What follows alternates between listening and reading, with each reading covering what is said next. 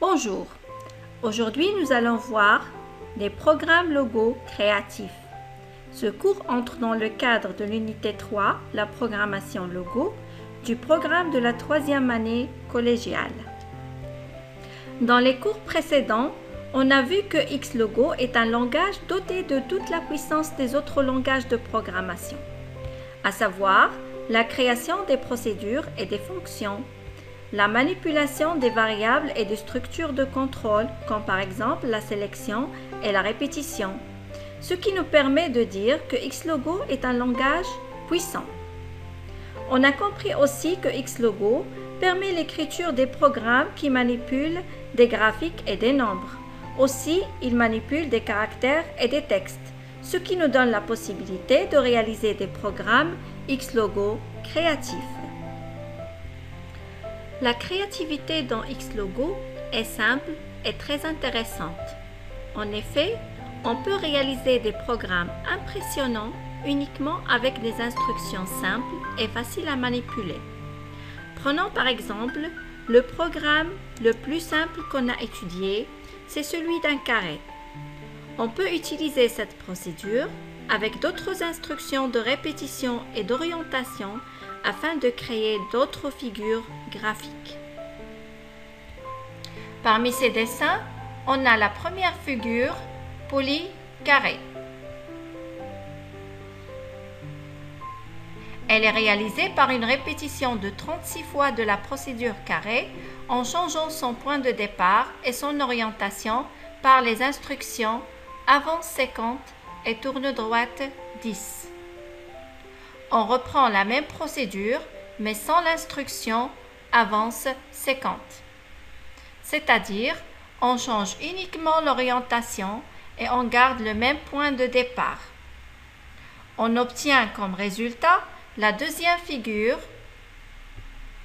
spin carré.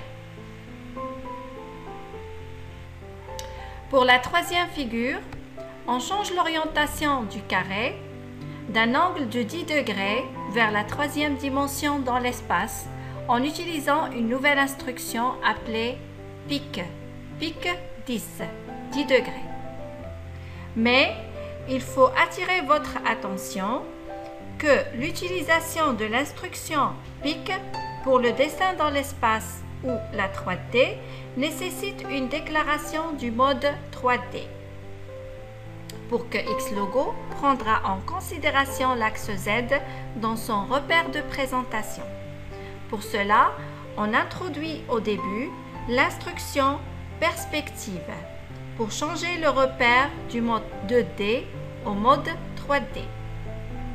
Et à la fin, on écrit l'instruction vue 3D pour activer l'affichage du mode 3D.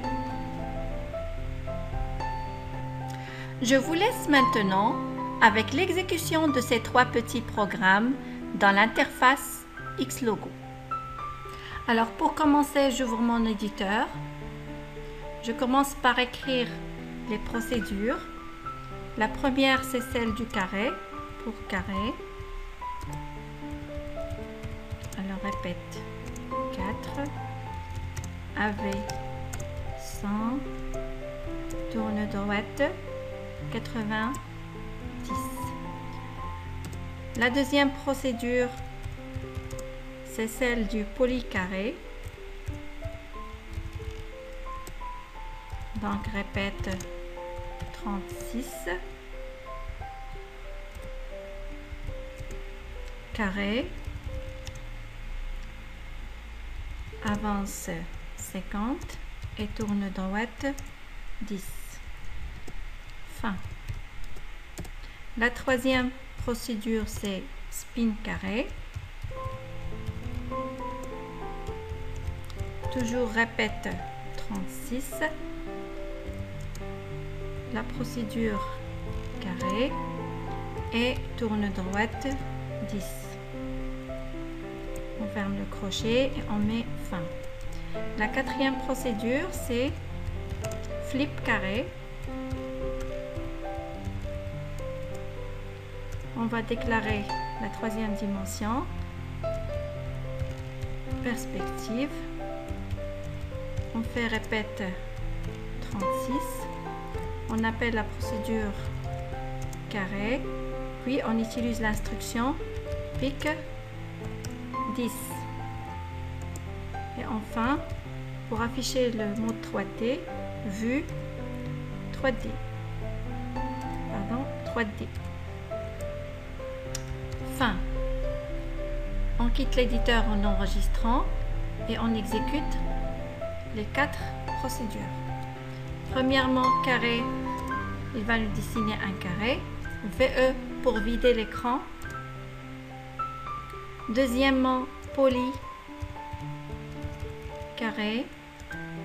Il va nous dessiner la figure suivante. Vide écran, VE.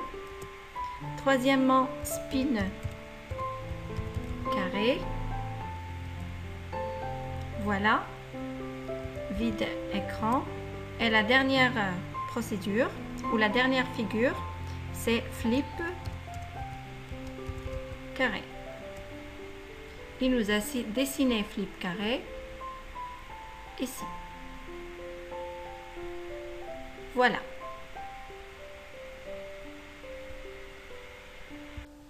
Si on change la procédure carré par la procédure d'autres formes géométriques, on peut avoir d'autres formes ou d'autres figures comme suite. La première figure est réalisée en répétant des étoiles. La deuxième figure est réalisée avec la répétition des hexagones. La troisième figure est réalisée avec une répétition de 36 fois des cercles.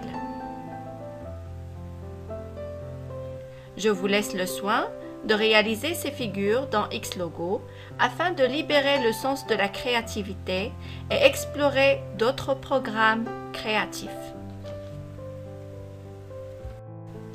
En effet, pour réussir à réaliser une figure géométrique créative, il est judicieux de passer par les étapes suivantes. Premièrement, il faut deviner le nombre de répétitions de la forme géométrique. Il faut aussi déterminer le pas de déplacement après chaque répétition. Et à la fin, il faut imaginer l'angle d'orientation de la forme géométrique.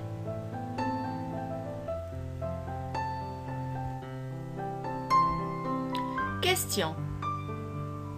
Est-ce qu'il y a une méthode pour créer des programmes simples et créatifs? Réponse. Oui. On peut créer des programmes simples et créatifs avec la méthode de la récursivité. Qu'est-ce que la récursivité? Le mot récursivité vient du mot récurrence, qui signifie retour ou répétition. Dans le domaine de la programmation informatique, le mot récursivité réfère à une méthode de répétition qui nous permet de faire des choses compliquées avec seulement quelques lignes de code. D'une façon générale, la récursivité ouvre tout un univers de possibilités intéressantes. Définition de la récursivité en programmation. On dit qu'une procédure est récursive si elle fait l'appel à elle-même. On peut créer une procédure récursive lorsqu'on utilise son nom comme une instruction dans la même procédure. L'utilisation de la récursivité en programmation informatique présente quelques avantages, tels que réduire le nombre de procédures et de paramètres. Elle permet aussi de réduire la complexité des programmes et elle favorise la créativité. Voyons quelques exemples trop simples mais trop créatifs utilisant la récursivité avec la zone de dessin. Le premier exemple, c'est la procédure EX1. C'est une procédure récursive car on voit très bien que l'instruction EX1 est exécutée à la dernière ligne avec l'instruction unique tourne droite de 1 degré. À l'exécution, on constate que la tortue ne cesse de tourner sur elle-même. Alors pour arrêter le programme, on doit se servir du bouton Stop pour s'en sortir. Néanmoins, il faut ajouter à la procédure une condition au bout duquel le programme s'arrête automatiquement. Nous allons voir dans le deuxième exemple que la répétition infinie est aussi très utile. Il s'agit de la procédure récursive EX2 qui permet de créer l'aiguille des secondes.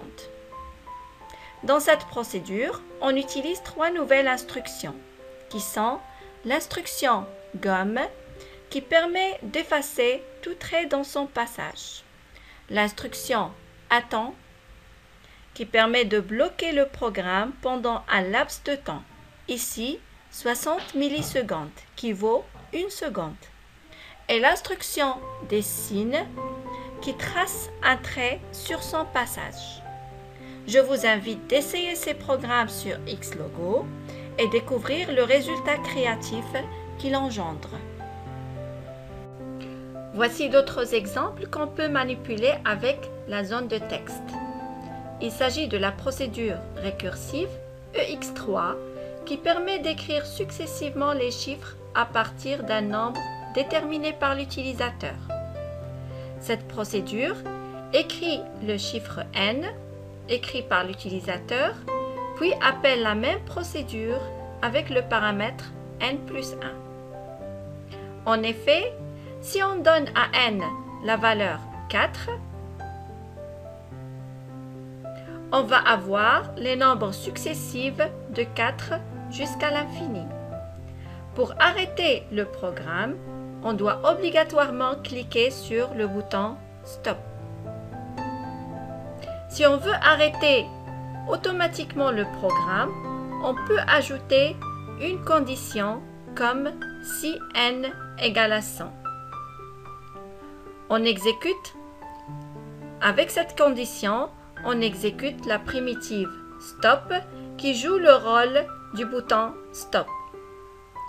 À l'exécution de EX3 1, le programme va afficher les chiffres de 1 à 99 et s'arrêtera automatiquement. Avec ce type de procédure, on peut créer pas mal de programmes créatifs, comme l'affichage d'une suite de nombres pairs ou impairs, les multiples d'un nombre, les chiffres compris entre deux nombres, etc. Ce que nous avons vu jusqu'à maintenant ne constitue qu'une brève introduction à la puissance de cette technique qui est la récursivité, ce qui prouve sa force dans le domaine de la programmation. Examinons maintenant ce programme qui vise à remplir un rectangle. Il est composé de 2 procédures. La première procédure consiste à dessiner un rectangle de largeur LA et de longueur LO, et la deuxième procédure consiste à remplir ce rectangle. Le principe de ce programme est de créer à l'aide de la procédure récursive remplissage une série de rectangles juxtaposés de dimensions successivement décroissantes. Et on continue comme ça jusqu'à l'obtention des dimensions 0, 0. Dans ce cas, le programme doit s'arrêter selon la condition si la largeur ou la longueur égale à 0, alors on exécute la primitive Stop. On peut aussi changer la couleur du remplissage en utilisant la primitive bien connue FCC. Fixe couleur crayon. Appliquons ce programme de remplissage d'un rectangle sur Xlogo. Pour cela, on ouvre notre éditeur et on commence à écrire la primitive qui dessine un rectangle. Pour rectangle, alors on met les paramètres largeur puis longueur. Et on écrit, répète 2 fois, la série de primitives suivantes. AV largeur,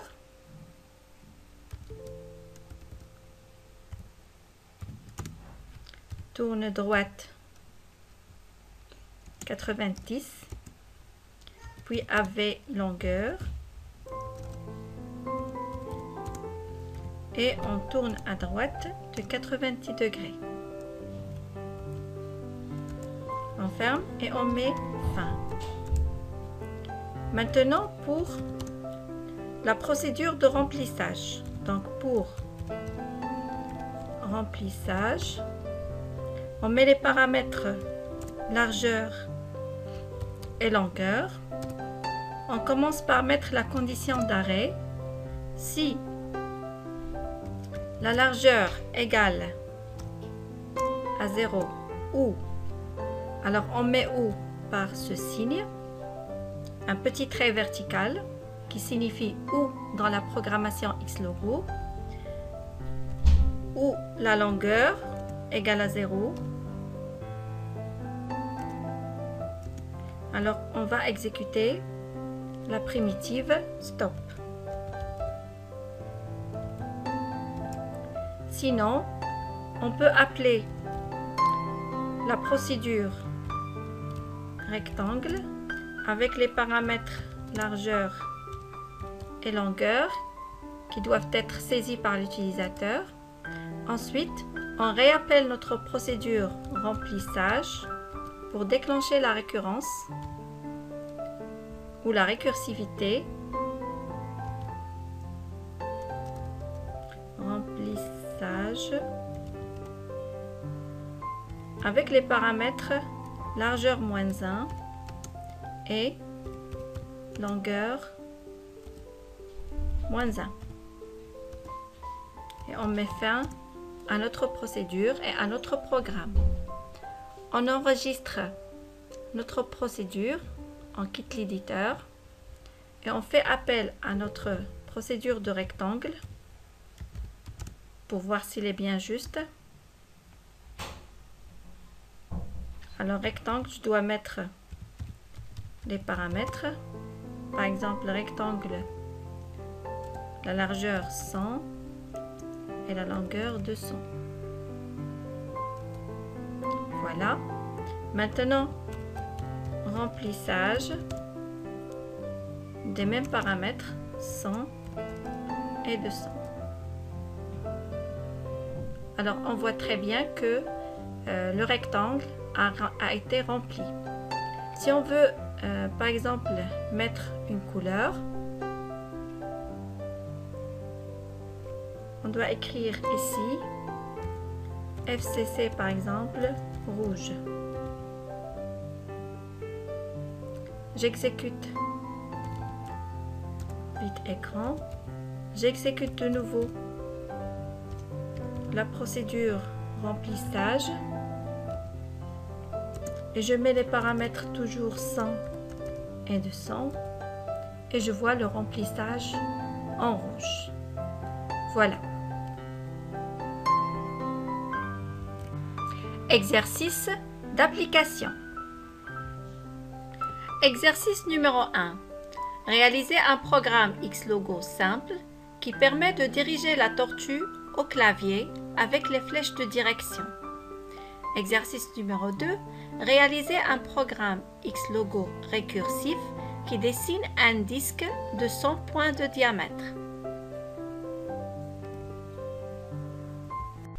Solution de l'exercice numéro 1. La résolution de cet exercice se fait en 2 étapes. La première étape consiste à avoir les codes numériques des flèches de direction et de la touche échappe. Pour cela, on utilise cette procédure qu'on a vue déjà dans les séances précédentes, num touche, qui permet de donner la valeur Unicode des touches de clavier. Son exécution nous permet d'avoir la valeur Unicode des touches suivantes. La touche flèche haut, -38.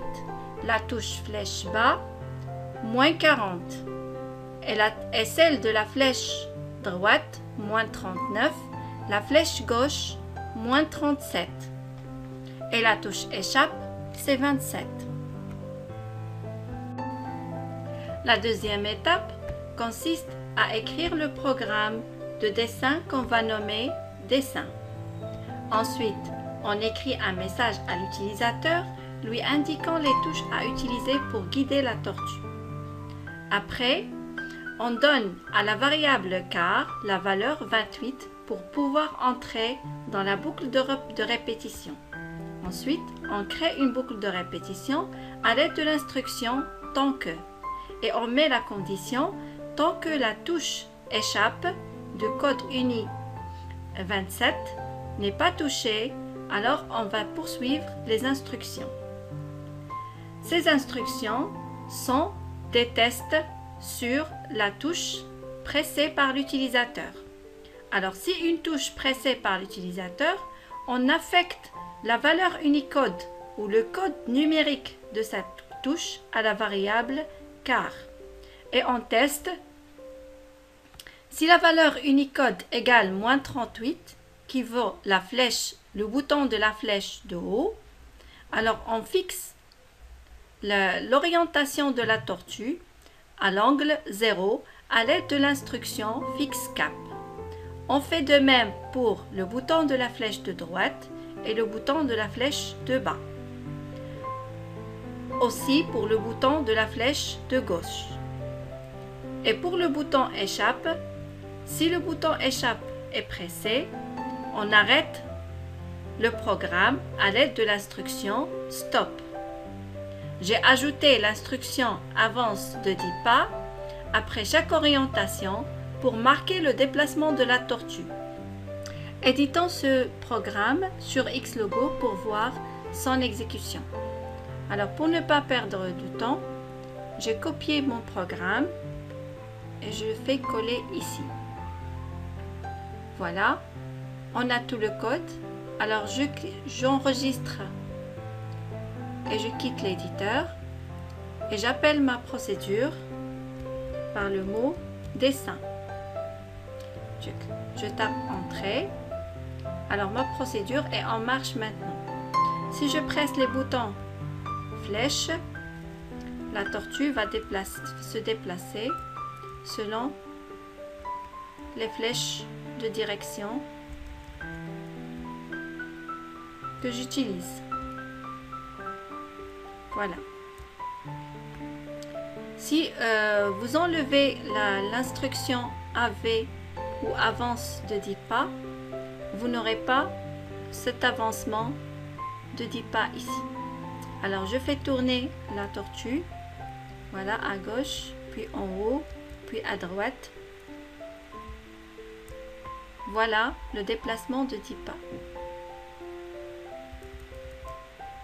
Voilà. Solution de l'exercice numéro 2. Pour ce programme, on utilise la primitive cercle. Donc notre programme sera comme suit. Pour disque de rayon i, le paramètre i, on met la condition d'arrêt. Si le paramètre i égale à 0, alors on doit arrêter le programme par la primitive stop ou par l'instruction stop. On fait appel à notre primitive cercle de point i, c'est-à-dire cercle de rayon la valeur de i, et on déclenche la récursivité en réappelant notre primitive disque avec le paramètre i-1. Et comme ça, on finit notre programme. Nous supposons que l'exécution de ce programme va nous donner un disque rempli comme suite. Maintenant, on va importer notre programme Xlogo du disque sur l'interface Xlogo.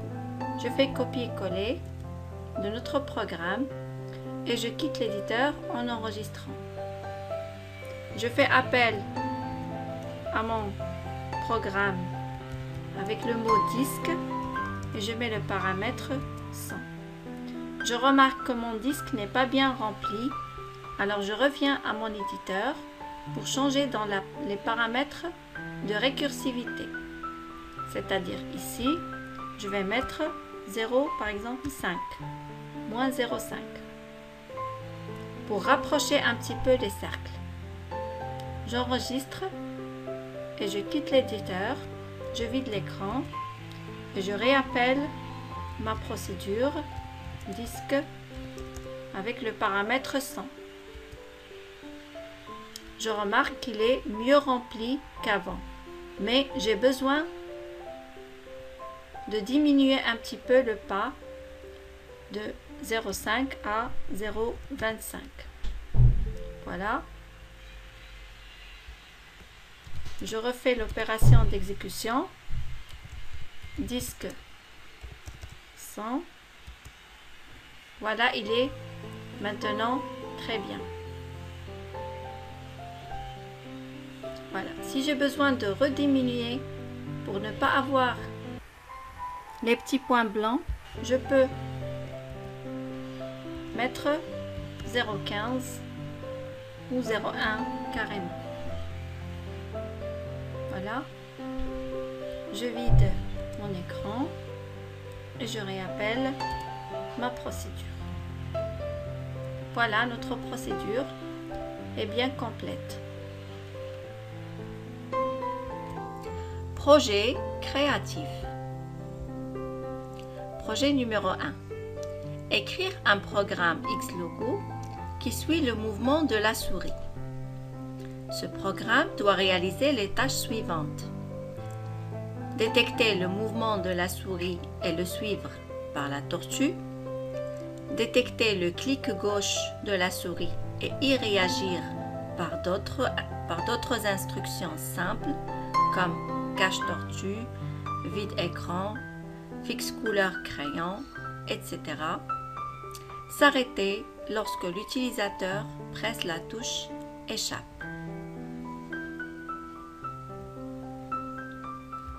Pour réaliser ce projet, on a besoin d'utiliser ces primitives. La première, c'est lit-souris. Elle permet de renvoyer l'un des trois nombres, 0, 1 ou 2, qui caractérisent les différents événements de la souris. 0 nous informe qu'on a fait bouger la souris. 1 nous informe qu'on a cliqué sur le bouton gauche de la souris. Et le nombre 2 signifie qu'on a cliqué sur le bouton droit de la souris. La primitive souris point d'interrogation permet de lire l'événement de la souris, si c'est 0, 1 ou 2. Pause souris permet de créer successivement une liste coordonnée des positions de la souris dans la zone de dessin lorsqu'elle se déplace.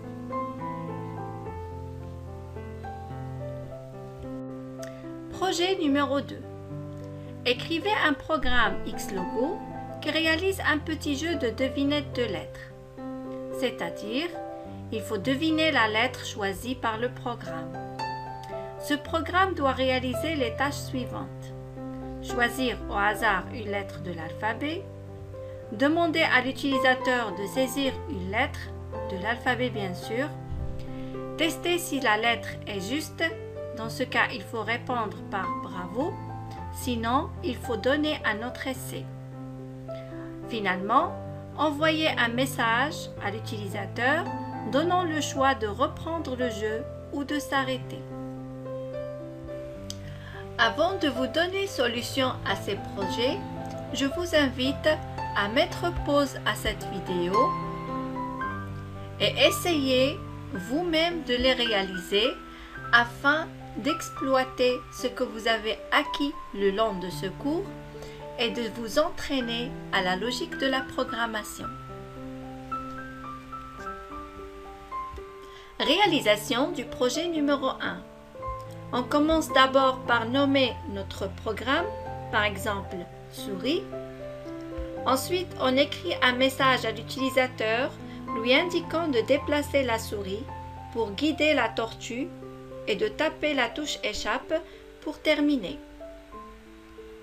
On donne à la variable car la valeur 28 pour l'initialiser et on initialise aussi la position de la tortue aux coordonnées XY 00. On fait le test sur la touche échappe avec la boucle tant que, c'est-à-dire tant que échappe qui est la touche de chiffre Unicode 27 n'est pas pressée, on continue à tester. On commence le test d'abord si l'utilisateur a tapé une touche quelconque, si touche point d'interrogation.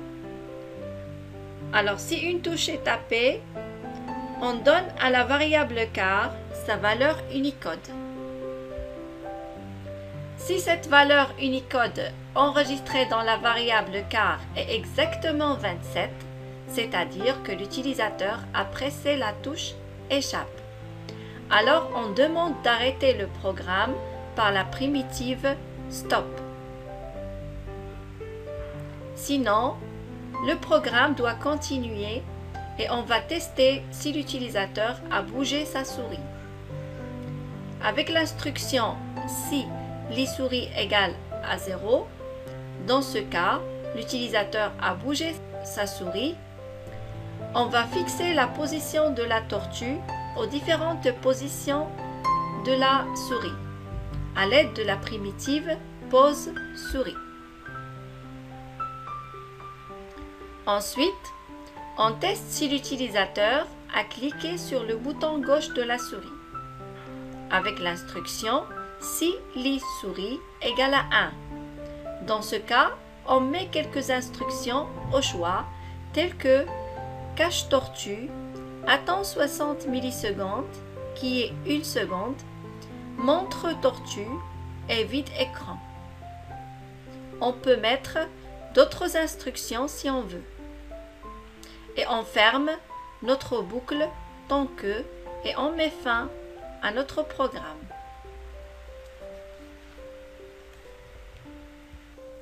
Sur l'interface Xlogo, essayons de tester notre programme. Bien sûr, on va tester son exécution. Pour cela, dans l'éditeur, je vais coller le programme.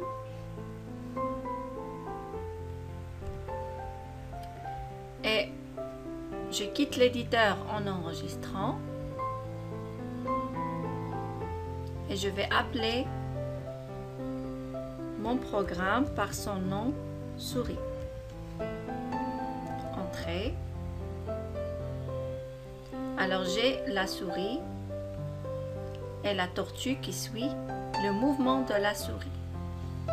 Alors si je clique par le bouton gauche, la tortue se cache et se montre en vidant l'écran. Voilà. Échappe pour arrêter le programme. Réalisation du projet numéro 2. Tout d'abord, on commence par nommer notre programme, devinette par exemple. Ensuite, on crée une liste de lettres alphabétiques qu'on nomme lettres. Chaque élément de cette liste est numéroté de 1 à 26. Pour cela, on crée une variable i à laquelle on affecte un choix au hasard des 27 chiffres de 0 à 26. Mais l'élément numéro 0 n'existe pas dans la liste de lettres. Pour cela, on écrit cette instruction. Si la valeur enregistrée dans la variable i est 0, avec le choix au hasard, on donne à la variable i plus 1, pour ne pas avoir 0 dans le choix. On donne à la variable alpha l'élément numéro i de la liste des lettres, c'est-à-dire la lettre numéro i choisie au hasard. Ensuite, on donne à une autre variable bêta la valeur Unicode de la lettre enregistrée dans la variable alpha.